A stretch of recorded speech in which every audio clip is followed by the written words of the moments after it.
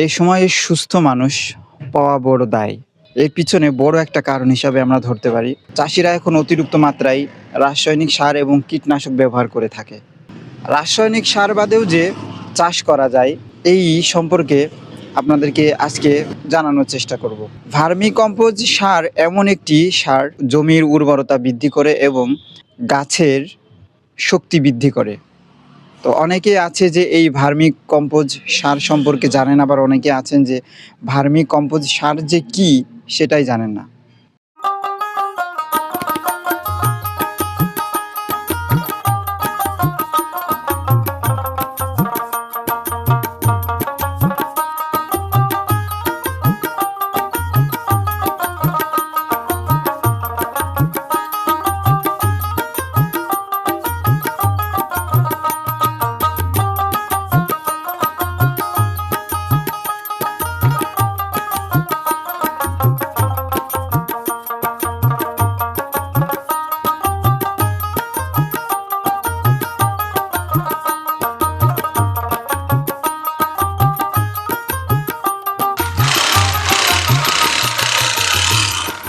এই প্রজেক্টের যিনি প্রোপাইটর আছেন তার সাথে কথা বলার চেষ্টা করব। আসসালামু আলাইকুম ভাই।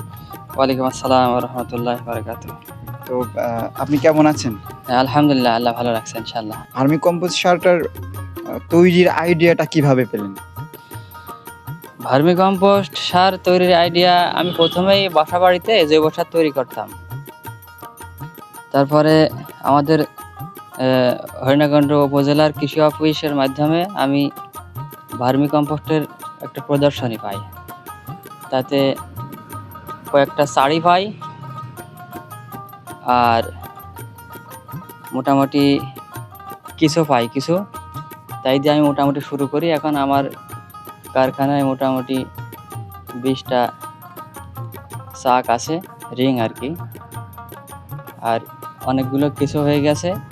সেই থেকেই মোটামুটি আমার এই যে সার রেডি হয়েছে, আমি সার মোটামুটি বিভিন্ন জায়গায় সেল দিচ্ছি আর কি, জৈব সারটা। তো আমরা দেখানোর চেষ্টা করব আব্দুল্লাহ ভাইয়ের কম্পোজ সারের কোয়ালিটিটা কেমন এবং তার প্রস্তুতের প্রসেসটা কি।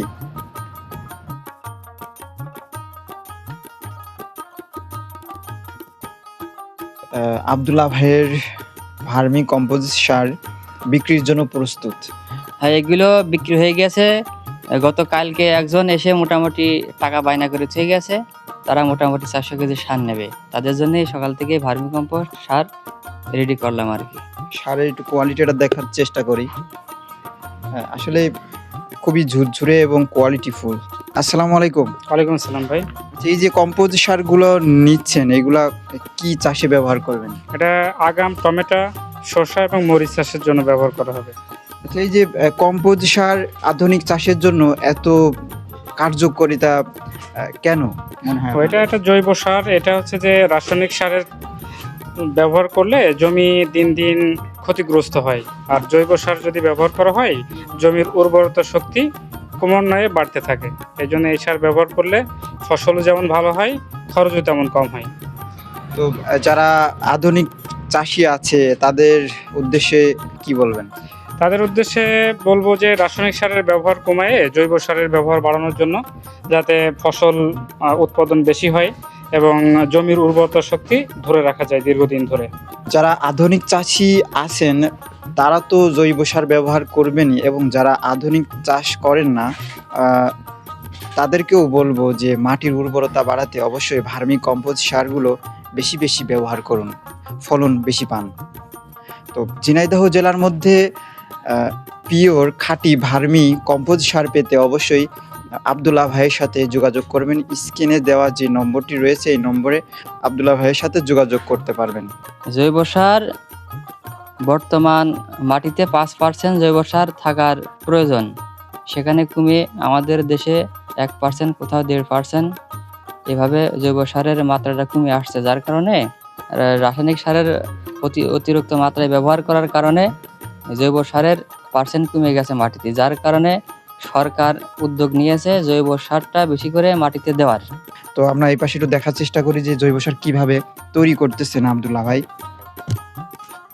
এই দেখেন প্রচুর পরিমাণ কিছু আছে। হ্যাঁ, এই কেঁচোই মূলত এই সারটা খায়, খাইয়ে কেঁচো যে মল, এই মলটাই মোটামুটি সার, এবং এই কেঁচোটা বিদেশি কেঁচো। এই কেঁচোর খাইয়ে যে মলটা হয়, এই মলটাই মূলত ভার্মি কম্পোস্ট সার, আচ্ছা, এখানে জৈব সার। এখানে এখানে আপনি যে এই কেঁচোর সাথে কি মানে এইগুলা কি দিছেন? এর ভিতরে গোবর আছে, মূলত হলো গোবর। গোবরগুলো প্রসেসিং এর মাধ্যমে দেওয়া হয়, একেবারে কাঁচা গোবরও দেওয়া যায় না, আবার বেশি শুকনো গোবরও দেওয়া যায় না। মোটামুটি যাতে কিছুই সারটা খেতে পারে, কিছুটা সারের ভিতরে যেতে পারে, সেই প্রসেসেই মোটামুটি দেওয়ার চেষ্টা করেছি। এইগুলা কি কাজে ব্যবহার করেন? এটা মূলত আমরা সেপারেটর, এটার মাধ্যমে আমরা ভার্মি কম্পোস্ট সারটা চালি। এর ভিতরে দিলে এই যে সারটা আমরা মুখ দিয়ে দিই, আর এইভাবে এটা ঘোরার কারণে ওই কিছু আলাদা হয়ে যায় আর সারটা নিচেই পড়ে যায়, যার কারণে সুন্দর একটা সারে পরিণত হয়। তো সুপ্রিয় দর্শক, আপনাদেরকে জানানোর চেষ্টা করছিলাম যে ভার্মি কম্পোজ সার কিভাবে প্রস্তুত করে। তো যারা শিক্ষিত, চাকরির আশায় ঘুরতেছেন, তাদের উদ্দেশ্য বলতে চাই যে আপনারা উদ্যোক্তা হন এবং ছোট পরিসরে প্রথমে শুরু করতে পারেন ভার্মি কম্পোজ সার প্রস্তুতকারক কারখানা। তো ভাই, এখানে শুধু ভার্মি কম্পোজ সার কি তৈরি করেন নাকি আপনার অন্য প্রজেক্টও আছে? না, আমরা এখানে দুই প্রকার সার তৈরি করি। একটা আছে ভার্মি কম্পোস্ট, যেটা দেখলেন, আর আমাদের এখানে আরেকটা আছে বড় পরিসরে, সেটা আছে ট্রাইকো কম্পোস্ট। ট্রাইকো কম্পোস্ট, এটা কি এই ভার্মি কম্পোজের থেকে কি উন্নত নাকি এরকমই? হ্যাঁ, ট্রাইকো কম্পোস্টটা মূলত ট্রাইকোডার্মা এক ধরনের উপকারী ছত্রাক। এই উপকারী ছত্রাক পাউডার দিয়ে মূলত এই সারটা তৈরি হয়, এবং এর সাথে আরও 8-10টা উপাদান দেওয়া হয়, যেমন খৈল দেওয়া হয়, এর ভিতরে আপনার চিটাগুড় দেওয়া হয়, এর ভিতরে বেসম দেওয়া হয়, এর ভিতরে কলা গাছ দেওয়া হয়। যে আমাদের বাইরে কলা গাছ আছে, হাঁটেন আমাদের ট্রাইকো কম্পোস্ট জৈব সারটা দেখি।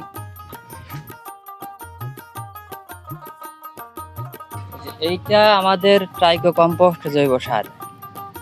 এর ভিতরে আমরা ট্রাইকোডার্মা পাউডার, খোল ভিজানো পানি, এর ভিতরে বেসম আছে, চিটাগুড় আছে, এভাবে মোটামুটি এর ভিতরে কলা গাছ আছে, সব কিছু মিলায়ে আমরা এর ভিতরে দিয়ে রাখি। দিয়ে রাখার পরে 45 দিন এই সারটা তৈরি হতে সময় লাগে। 45 দিন পরে আমরা মোটামুটি এই সারটা তুলে ফেলে দিই, আর এর ভিতরে 15 দিন পর কোপানো হয়। কোপানোর পরে আমরা নেটিং করা হয়, নেটিং করার মাধ্যমে আমরা এটা সেল করি, এবং এটা একটা ভালো মানের শক্তিশালী জৈব সার। ঝিনাইদহে কোয়ালিটিফুল ভার্মি কম্পোস্ট সার পেতে হলে অবশ্যই আব্দুল্লাহ ভাইয়ের সাথে যোগাযোগ করতে হবে।